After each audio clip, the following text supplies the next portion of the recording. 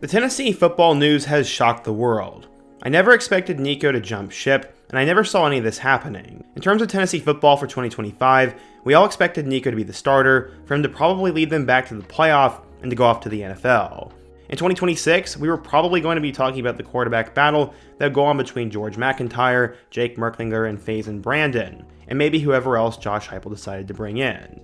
But with Nico now leaving, or being kicked out the door, all of a sudden Tennessee needs a new quarterback. Some people think Jake Merklinger is ready for the job, and that it takes a year to master Josh Heupel's system, but let's play devil's advocate. Let's say that Jake Merklinger is not ready, or let's say he gets injured. I don't think George McIntyre is ready, so they at least need another quarterback, or two. Currently the Volunteers only have 2 scholarship quarterbacks, and one of them is 18 years old.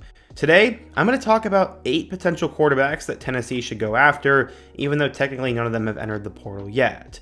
This is all hypothetical, and I've come up with 3 categories. The first category are guys who have a lot of potential, who are currently sitting behind really good players. The second category are experienced guys who have ran a somewhat similar system to Tennessee, and the third are pretty much wish list quarterbacks that probably won't ever leave the schools they are at, but would be on par or potentially better than Nico would be, if they could somehow land him.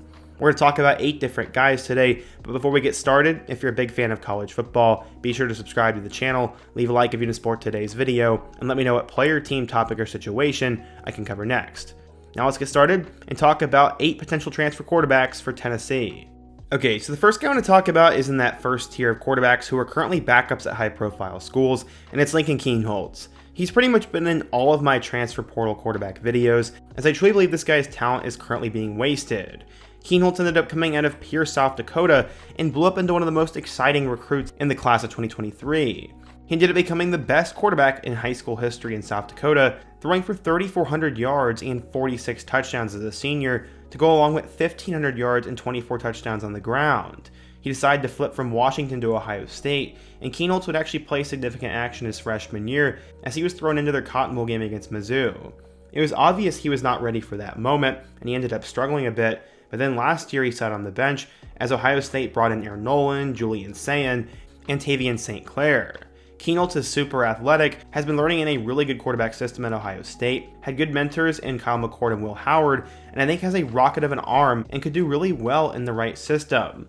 I'm not sure how he would fit the air raid, but Kienholz is a guy I would target if I'm Josh Heupel in Tennessee. My second guy on the Tennessee football transfer wish list is Austin Mack from Alabama. He's a guy who I've also put in a lot of my videos, and Austin Mack ended up having a crazy story. He passed for 3,500 yards and 40 touchdowns during his junior season, becoming one of the top players in the state at Folsom High School. At 6'6", he also had the length, and the guy just looked the part of a future star. He was convinced by Kalen DeBoer to reclassify from 2024 to 2023, and usually this bites quarterbacks. Ultimately, I think it really would bite Austin Mack, as spending 1 year behind Michael Penix, he would then follow Kalen over to Bama, but they already had Jalen Milroe and Ty Simpson. Mack's already falling behind in the depth chart, and they brought in 5-star quarterback Keelan Russell. At 6'6", Austin Mack has the height and the arm to guide this Tennessee high-octane offense, and I think with a little bit of polishment, could be a really good quarterback in their system. Mack's a guy whose talent I think is being wasted, and would probably do better at Tennessee than at Bama. I don't know though, he is a Kalen DeBoer guy. My third guy is a little bit unorthodox and may not exactly fit the Tennessee football system, but he is a guy who I think is really talented, who could add a certain dynamic element to Tennessee's offense. That is Michael Hawkins Jr. Coming out of Dallas, Texas, Hawkins was a 4-star recruit and put up really good numbers while he was in high school. He ended up becoming a dual-threat quarterback, and in particular had 2,000 yards and 21 touchdowns his junior year. He ended up committing to Oklahoma because his dad went there, and Hawkins got an opportunity to start last year when Jackson Arnold struggled. Hawkins finished with a total of 783 yards and 3 touchdowns, but also ran for 200 yards and a touchdown. Hawkins had his moments of brilliancy, but also looked like an 18-year-old. Right now, they brought in John Mateer with a high NIL paycheck, so Hawkins is sort of the backup. He'll probably be the frontrunner for the starting job in 2026, but in a hypothetical world, he could be fun in Tennessee's offense, running around and also having the arm to throw it.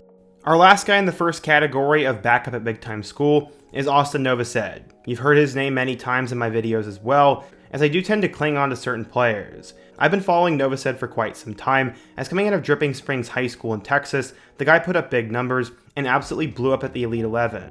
He threw for 9,000 yards and 114 touchdowns during his 3-year career and decided to commit to Baylor, but flipped to Oregon and almost went to Ohio State.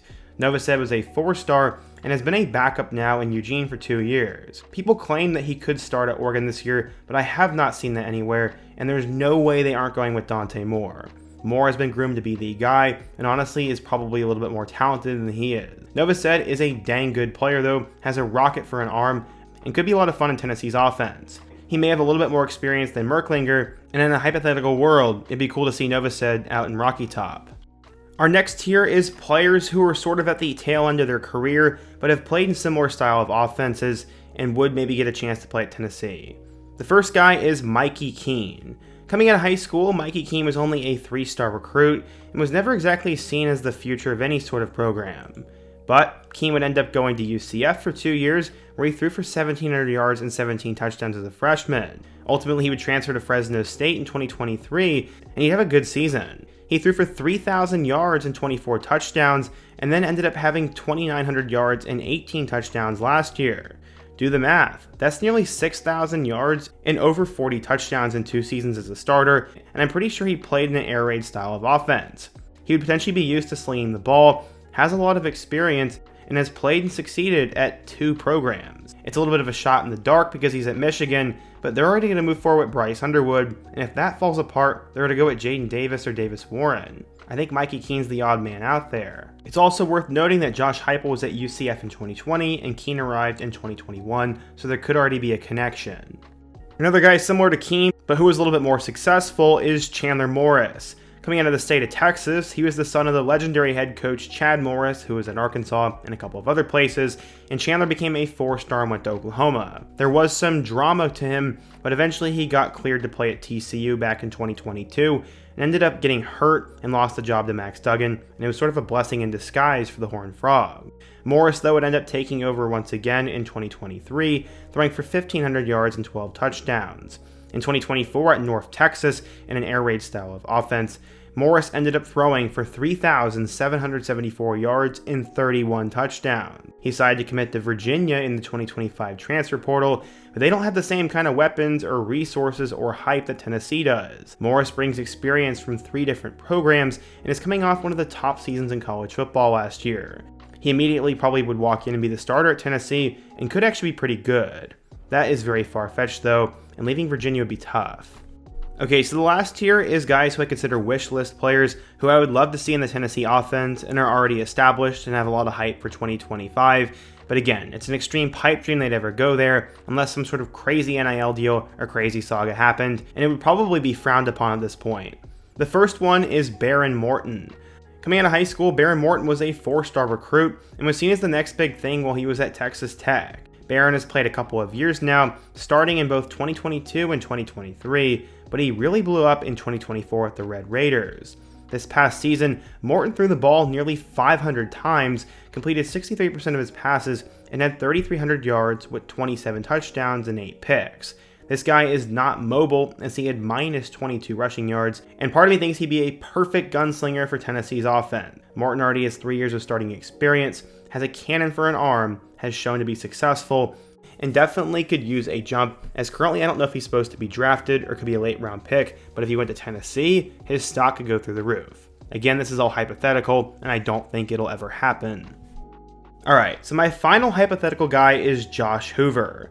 I think it'd be pretty cool if he went over to Tennessee, but originally coming out of Rockwall Heath High School in Texas, Hoover was not exactly seen as a future star. Yes, he put up pretty good numbers, as he ended up throwing for 3,200 yards and 40 touchdowns as a senior, but he's only getting limited offers. He originally committed to Indiana, but later would flip to TCU and settled in as a 3-star.